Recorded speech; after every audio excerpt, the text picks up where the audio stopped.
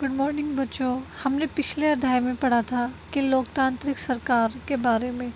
आज हम लोकतांत्रिक सरकार के मुख्य तत्व के बारे में पढ़ेंगे। तो चलिए अध्याय 4 को शुरू करते हैं। तो हम इस पाठ में हम क्या पढ़ेंगे कि जो लोकतांत्रिक सरकारें के कामों को प्रभावित करने वाली जो मुख्य बातें हैं उनके बारे में पढ़ेंगे, और इनमें जो लोगों की भागीदारी है वो कैसी है, और जो इनकी समस्याएं का समाधान वो कैसे होता था तथा होता है, और समानता एवं न्याय के विचार शामिल है। ये सभी लोकतांत्रिक व्यवस्था को सफल बनाते हैं। अगर सोचो लोकतांत्रिक व्यवस्था ना हो तो क्या होगा। आइए इसे जानने के लिए दक्षिण अफ्रीका में रहने वाली माया की कहानी पढ़े। तो चलो जो शुरू करते हैं हम माया की कहानी। इससे पहले हम यह जान लेते हैं कि भारत और दक्षिण अफ्रीका कहाँ स्थित है। तो इसमें देखिए, और दक्षिण अफ्रीका कहाँ है। तो भारत यहाँ स्थित है और दक्षिण अफ्रीका यहाँ। तो इस मानचित्र में गौर से देखिए।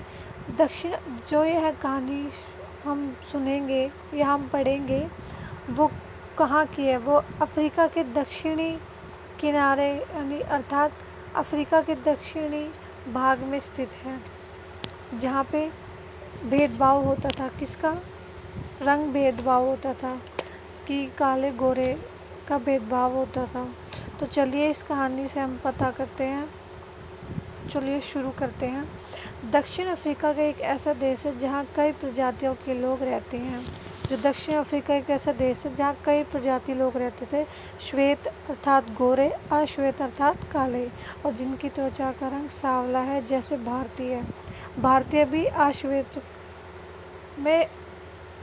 अश्वेत रंगों में आते हैं। जोहान्सबर्ग में रहने वाली 11 वर्ष की दक्षिणी अफ्रीकी लड़की माया नायडू एक दिन पुराने बक्सों की सफाई करने में अपनी मां की मदद कर रही थी। उसे एक रजिस्टर्ड स्क्रैप बुक मिली जो अखबार के कतरनों और तस्वीरों से भरा हुआ था। उसमें एक 15 साल के स्कूल जाने वाले लड़के की बहुत सारी तस्वीरें मिली। माया ने जब उसे लड़के के बारे में पूछा तो माँ से उसे पता चलता है कि उसका नाम क्या था? Hector Peterson. उसको पुलिस ने गोली मार दी थी। माया को बड़ा झटका लगा। उसने पूछा क्यों? किससे पूछा? अपनी माँ से। ये दृश्य देखो, माया क्या कर रही है? बक्से की सफाई कर रही है और उसे उसके लड़के की पीटर की तस्वीरें मिली और माँ उसे बता रही है। माया की माँ ने समझाया कि दक्षिण अफ्रीका पहले रंग भेद कानून से शासित था। मतलब वहाँ क्या था पहले दक्षिण अफ्रीका में कि रंग भेद का कानून ही चलता था, कि मतलब गोरे और काले दोनों में भेदभाव होता था। अर्थात गोरे लोग उनके अपने कानून थे और श्वेत अर्थात मतलब अश्वेत लोगों के अलग कानून थे, मतलब काले लोगों के। तो रंग भेद का मतलब था त्वचा चमड़ी के रंग के आधार पर भेदभाव करना। मतलब किसके आधार पर भेदभाव करना? त्वचा के, कि किसी का त्वचा की रंग काली है, किसी की गोरी है। दक्षिण अफ्रीका की प्रजातियां इसी आधार पर अलग अलग समूह में बटी हुई थी। मतलब कोई तो किस समूह में बटी हुई थी, कोई तो रंग में, जैसे श्वेत मतलब गोरे, और तथा अश्वेत मतलब काले प्रजातियों के, और कुछ अन्य प्रजाति भी थी जो बटी हुई थी समूह में। वहाँ के कानून के मुताबिक श्वेत, अश्वेत, काले तथा गोरे भारतीय एवं अन्य प्रजाति को एक दूसरे से संबंध बनाने की इजाज़त नहीं थी। वह एक दूसरे से बातचीत तक नहीं कर सकते थे। विभिन्न प्रजातियों के लोग ना तो केवल एक दूसरे के आसपास रह सकते थे, ना ही मतलब वो एक दूसरे के आसपास भी नहीं रह सकते थे, और ना ही आम सुविधाओं का इस्तेमाल करते थे। आम सुविधाएं अर्थात जैसे जो लोग श्वेत लोगों के पास जो सुविधाएं उपलब्ध होती थी वो अश्वेत लोगों के लिए नहीं थी। माया को अपने कानों पर विश्वास नहीं हो रहा था। रंग भेद कानून के तहत जिस तरह का जीवन था उसके बारे में बताते हुए माया की माँ की आवाज़ में बड़ा गुस्सा था। वो तो होगा ही, क्योंकि वहाँ रंग भेद का कानून चलता था। माँ की आवाज़ में बड़ा गुस्सा था। उन्होंने बताया कि श्वेत और अश्वेत लोगों के अस्पताल भी अलग थे। देखिए, अस्पताल तक अलग थे और अस्पताल की गाड़ियाँ भी।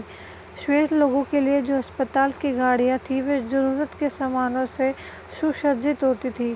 सुसज्जित मतलब उपलब्ध होती थी, मतलब वहाँ पे वो चीज़ें सारी होती थी जो उनकी ज़रूरतों की होती थी। जबकि अश्वेत लोगों के लिए जो गाड़ियाँ थी उनमें सुविधाएं उपलब्ध नहीं थी। उनके लिए रेल एवं बसें अलग होती थी। यहाँ तक कि श्वेत और अश्वेत लोगों के लिए बस स्टैंड भी अलग होते थे। मतलब कितना भेदभाव किया जा रहा है एक रंग भेद के ऊपर। अश्वेत लोगों को वोट देने की इजाज़त नहीं थी। देश की सबसे अच्छी ज़मीन श्वेत लोगों के लिए आरक्षित थी और अश्वेत लोगों को खेती के लिए सबसे घटिया ज़मीन मिलती थी। इससे पता चलता है कि अश्वेत लोगों एवं भारतीय को श्वेत लोगों के बराबर नहीं माना जाता था। मतलब जो भारतीय के लोग थे और अश्वेत लोग थे उनको बराबर नहीं माना जाता था। किसके? गोरे लोगों के। दक्षिणी पश्चिमी हिस्से में एक शहर था। कहाँ था? दक्षिणी पश्चिम में एक शहर था। कौन सा? सोवेटो, जहाँ सिर्फ अश्वेत लोग ही रहते थे। अश्वेत मतलब काले लोग। हेक्टर पीटरसन वहीं रहता था। वहाँ के एक श्वेत लोग अफ्रीकांस भाषा बोलते थे। श्वेत मतलब गोरे लोग कौन सी भाषा बोलते थे? अफ्रीकांस। हेक्टर और स्कूल के अन्य विद्यार्थियों पर इस भाषा को सीखने के लिए जोर डाला जा रहा था। मतलब जो पीटरसन जिस स्कूल में जाता था उस स्कूल में जो श्वेत लोग थे वो कौन सी भाषा यूज़ करते थे? अफ्रीकांस। और जो अन्य विद्यार्थी मतलब जो अश्वेत थे, जो काले थे, उन पर कौन सी भाषा सीखने का जोर डालते थे? अफ्रीकांस। जबकि जो उनकी जो भाषा थी अपनी क्या थी? जूलू। वो जूलू सीखना चाहते थे। उनकी मातृभाषा जूलू थी। मातृभाषा क्या थी? जूलू। वह जूलू सीखना चाहते थे। हेक्टर अपने सहपाठियों के साथ मिलकर अफ्रीकांस सीखने का विरोध कर रहा था। अर्थात वह उसको अपनी भाषा सीखनी थी, इसलिए वह अफ्रीकांस भाषा सीखने का विरोध कर रहा था। परंतु जो श्वेत लोग थे वह अफ्रीकांस भाषा को सीखने के लिए जोर डाल रहे थे, जिससे दक्षिण अफ्रीका की जो पुलिस थी उसने विरोध करने वाले लोगों को, मतलब इनको बड़ी बेरहमी से पीटा और भीड़ पर गोलियां बरसाई। उसमें से एक गोली हेक्टर यानी पीटर हेक्टर को लगी और वह मारा गया। यह 16 जून 1976 की घटना है, यानी 16 जून 1976 की घटना है। अफ्रीकी राष्ट्रीय कांग्रेस और उनके जाने माने नेता नेल्सन मंडेला ने रंगभेद के खिलाफ बहुत लंबे समय तक संघर्ष किया। जैसे हमारे आज़ादी के जो राष्ट्रीय माने जाते हैं वो कौन है? महात्मा गांधी, जिन्होंने हमें आज़ादी दिलाई। वैसे ही अफ्रीका की राष्ट्रीय कांग्रेस मतलब राष्ट्रीय नेता कौन थे? नेल्सन मंडेला, जिन्होंने रंगभेद के खिलाफ बहुत लंबे तक संघर्ष किया था और उनको 1994 में उन्हें सफलता मिली और दक्षिण अफ्रीका एक लोकतांत्रिक देश मिला जहाँ पे न्याय मिला और समानता मिली सबको, अर्थात किसी भी प्रकार का भेदभाव नहीं होता था। तब से सभी प्रजातीय लोगों को बराबर माना जाने लगा। तब से क्या माना जाने लगा कि सभी लोग बराबर। तो बच्चों, हमने इस कहानी से क्या पढ़ा कि जो रंगों के लिए जो भेदभाव होता था, अर्थात वहाँ पे लोकतंत्र देश नहीं था तो वहाँ भेदभाव होता था। श्वेत लोगों के लिए ज़्यादा कानून थे और उनके लिए ज़्यादा सुविधाएं थी और अश्वेत लोगों के लिए भी सुविधाएं तो थी, परंतु इतनी अच्छी तरीके से सुविधाएं नहीं थी। उनके लिए अस्पताल भी अलग थे जिनमें सुविधाएं भी बहुत कम थी। ठीक है, तो आप कल क्या करके आओगे कि अश्वेत लोगों किस किस तरह से भेदभाव का सामना कर रहे थे, इसमें से 5 चीज़ें लिख के आओगे। और हेक्टर उसके साथ ही किस बात के खिलाफ संघर्ष कर रहे थे ये बताना मैं कल पूछूंगी।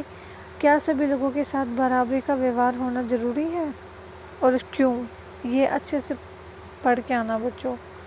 और हम अगले भाग में पढ़ेंगे कि अब समझेंगे कि कोशिश करते हैं, हम समझने की कोशिश करेंगे कि जो सरकार के लोकतांत्रिक होने का हमारे लिए क्या मतलब है, क्यों हमारी सरकार लोकतांत्रिक है। ठीक है।